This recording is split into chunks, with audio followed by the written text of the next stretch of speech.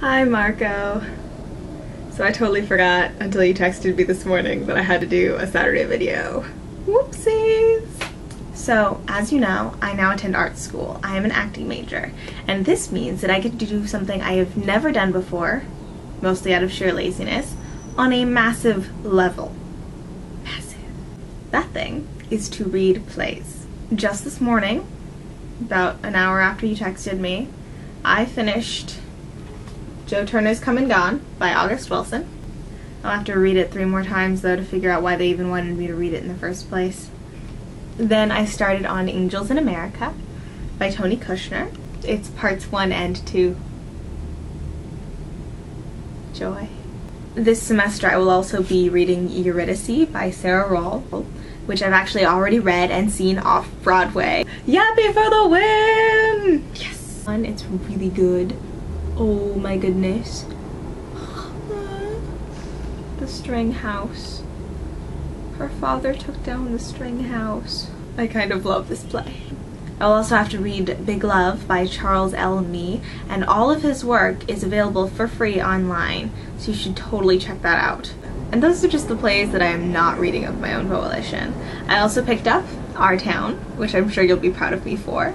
Cat on a Hot Tin Roof by Tennessee Williams, which I'm really excited for, after I read all the required ones first.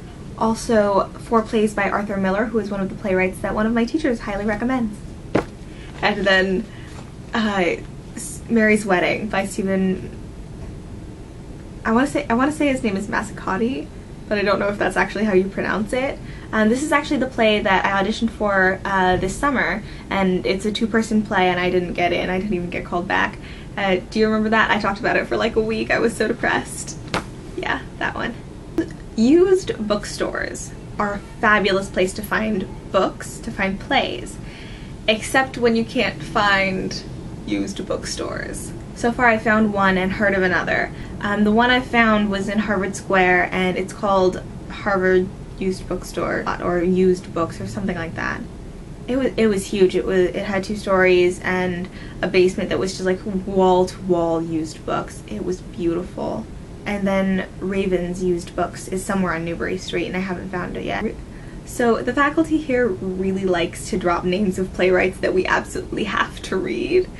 When they think we're going to read them, I'm not entirely sure, but they say we absolutely have to read them. So if you happen to have any plays by Harold Pinter, Susan Parch, Naomi Wallace, E.M. Foster, and I apparently have to read Madame Bovary. So if you have any of those, send them to me. I'll try and get them back to you by Christmas. Eric, this goes for you too. And now for something completely different. So the first episode of Glee Season 3 aired this week, and neither of us mentioned it. Probably because it wasn't great, but I just wanted to talk about it. So I ended up watching it with 3 girls on my floor, and every time Darren Criss was on screen, the girl sitting next to me and I would just squeal. I think we irritated some people, but I don't particularly care.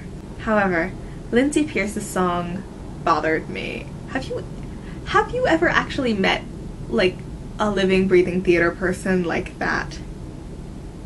I haven't, and I go to theater school. And I have never heard a bastardized version of Ding Dong the Witch is Dead like that one. Ever. What was that? I don't even know. It's like, that's like spitting on the Wizard of Oz. It was awful. It was just bad. Where did they find that? Did they write that? Because if they did, I'm mad at them.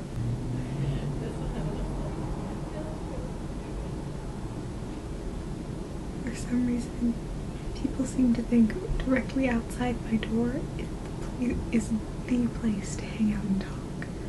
The place. Anyway, overall, it was not the greatest episode. I loved what they did with Quinn, and I loved how they brought Blaine to McKinley. That was really cool. But other than that, it didn't really have much going for it. That is all. Is it weird that I wrote all of that vlog anticipating all of the jump cuts in my brain? I think that's weird.